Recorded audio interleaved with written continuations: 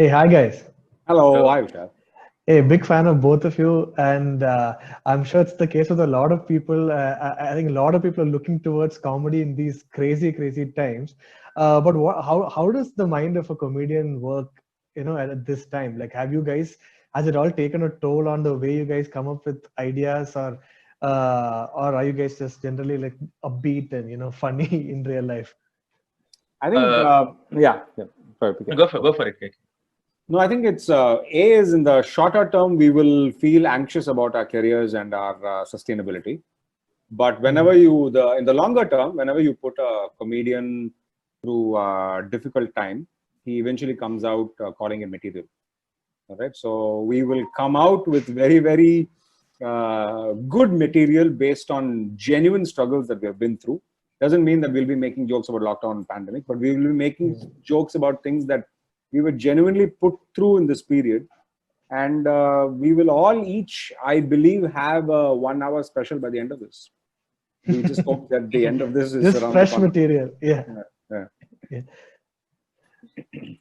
So What about you? exactly. No, Yeah. yeah. See, you don't have to be necessarily funny to do stand-up comedy. So if you have the flair, if you're keen to learn, then definitely you can. But you should be ready to go through a long process of lot of failures and long process to get where you're supposed to go. So how has your joke writing pattern or something changed during this time? Because do you have to really worry about being PC and all those kind of things because of the environment, or has it gone back to like how whatever you guys are comfortable with? No, one good thing Oh, about stand-up comedy is we can Uh, still do stand-up comedy in Zoom, unlike most of the art form where they're not able to do anything online, right? yeah, So theater that and all that. way, Yeah. yeah, that way Mm. we are happy and fortunate to continue what we are doing, especially writing and performing to the windows rather than to human beings.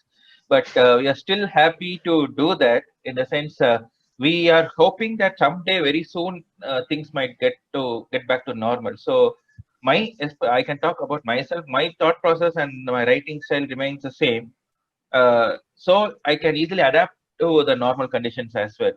So it should work in both the ways. See, for me as a comedian, I don't move much. I don't use body language that much when compared to other comedians. Mine will be mostly deadpan kind of a thing. So that way, it helps me to perform in this small online boxes as well as on stage. So for me, nothing much changed in this. and if you're asking whether we've become more sensitive and be more Hmm. careful, no, I think we've become less sensitive and careful because we don't give a damn anymore. Yeah. It's maximum 6 more months anyway. you know. Yeah. So, when you guys are like looking for new talent, like new kinds of comedians coming from Chennai, like coming who primarily joke in Tamil, what are you guys looking for? Like, they have to be different, of course, but then, what are the things that you guys are looking for in a new voice? For somebody that comes from Chennai or Tamil Nadu. Yeah, especially for a program like this, we need people with different styles. So one of them is good in body language, humor. One of them is good in wordplays. One of them is good in topical subjects. One of them will be good in talking about subjects which others usually feel awkward talking about. So from this program, we get to see people from different background talking about different stuff. At least one or two will be liked by somebody. See, for Hmm. since humor is subjective, as a person, I would like at least two of them. At least I'm saying at least two of them. For that, in that case, people can like more also. So there will be something or the other for everybody Hmm. because there are comedians who cater to different kind of audience with their different styles of humor and topics and different genres of humor. And I think originality of personality and originality Hmm. of a thought process, not because I think everybody has innately got a peculiar thought process, and then they tend to invalidate that and go into a more regular thought process of what will the world think. Hmm. Right? If the Hmm. original thought is extremely peculiar, the ability for it to translate into something funny is very easy. But if you have a very generic thought process, if you're borrowing somebody else's opinion, Hmm. right, Hmm. and then you translate it into a joke, it's going to be a very generic joke. It'll be like anybody can have this joke. But I think your intrinsic personality, if you connect with, you will realize that you have a way of looking at things that is innately peculiar, because of the combination of the backgrounds that you've been exposed to, your genetic component, your inexplicables that happen to you. That sense of originality and personality is what we're trying to get ourselves to look at within ourselves, and also at the contestants as well. But you guys, no, you guys are like the pioneers, like the people who had the first mover advantage in this particular field. So, did you guys have an advantage because of that? Because you guys are not trying to imitate or copy. You guys had to be original to work, right? So the kids who are coming now, do you feel that they're trying to imitate somebody? They're trying to put on an accent, or they're trying to deliver a derivative kind of a performance compared to you guys who had to be original because there's no other way to do it. Yeah, Did I you don't see know if some of that? no, I don't know if most of them are doing, but even if they're doing, let's assume if they're doing, that won't sustain for long because people, audience who have seen others, they'll put them down saying you are copying this guy, you're copying that Yeah. lady. So eventually they'll have to adapt themselves, and they should realize that they'll have to come up with their uniqueness and their separate style for themselves. So I'm not sure who's doing others imitation or whatever, but even if they're doing, definitely they have to change because you cannot move forward in life when you're a copy of somebody else. And when we started, the fact that we didn't have reference points doesn't mean that we didn't look out for reference points. We did look at a Seinfeld, or looked at Russell Peters at the point in time, and said, okay, will this work? And we very early on found out that it doesn't work. I mean, if you translate it into a different language and a different lingo and a different milieu, it doesn't work. So we had to invent our own styles per se. And it was more of compulsion. It's not that we didn't look for references. We did, and we failed at it. So I think everybody will go through that phase of saying, I love this comedian so much, I want to become like him. And then you'll realize it doesn't work. And then you will realize it's difficult to be in somebody else's skin in a sustainable manner. You can't think like somebody else. You can imitate and sound like somebody else. You can't think like somebody else. And that's innately what a comedian or any artist is. How do they think? What is their intrinsic thought process? That's what makes you absolutely peculiar as such.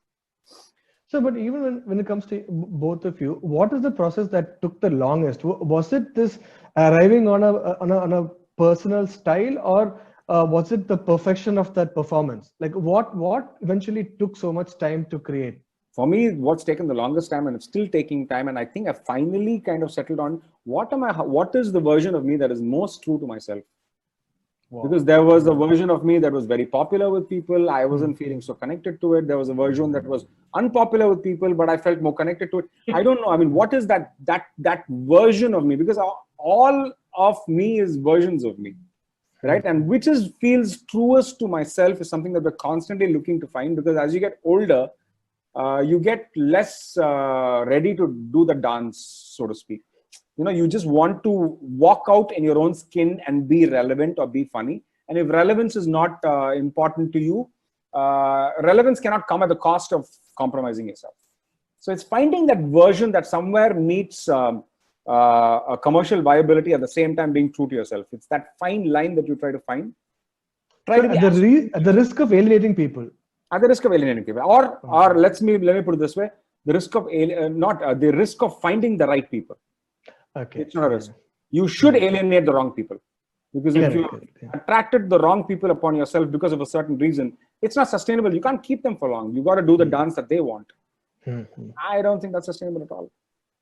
Yeah, just to add to this point, we have to find a right voice and true to ourselves that also audience also likes. That balance has to be struck.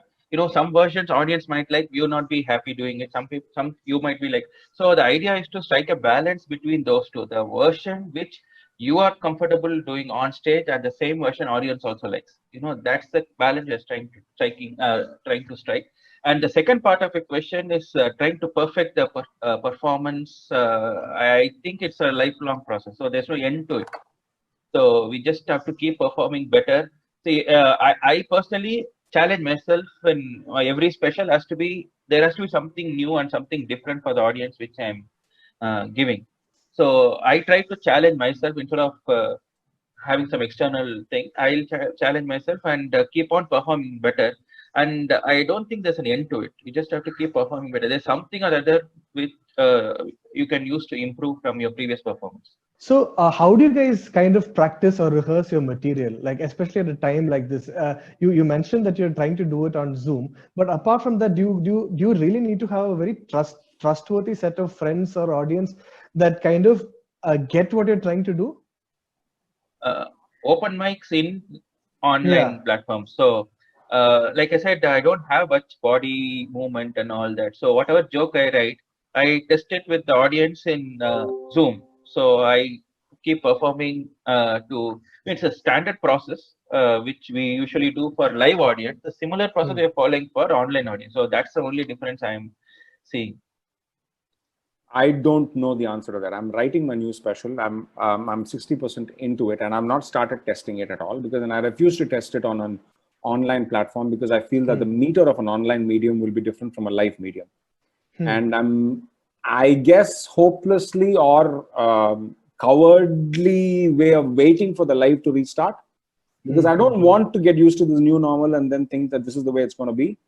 I'd still like to believe that the live is the fountainhead of this art form, and performing to the meter of an online show is different. Meter of an online show is different. You got to go slower.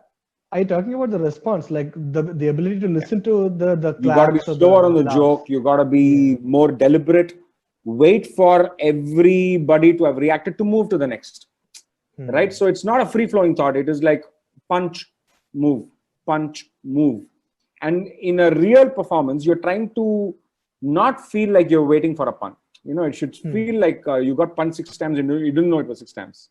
Whereas in an online medium, you are still going punch, punch. Because also audiences are tuning to understand this medium. We are tuning to understand this medium. If this becomes the normal for the next 6 years, then maybe it will have its own life. Yeah. But today we feel like it's a cheap substitute for the other thing. Real thing. Yeah. Yeah. This is like online virtual sex. Right? You do hope that the real thing is going to come back, because if this is what we're going to resign to for the rest of our lives, I feel very sorry for myself. So basically, there are people who react in different ways. Some people, we keep asking them to unmute so we can hear their laughter, but sometimes that might work against us also. The people talking in the background, some people will be running their mixie and talking, and so that will be disturbing the performance. But at the same time, we would also need laughter. So it's kind of a balance. For example, if some 30 people come and 10 people unmute, among the 10 people, there will be 5 people who will be actually listening to it without any background. And other 5 people, they'll be having some background noise. Dogs will be barking. You don't know whether they listen to a joke and barking. I don't know.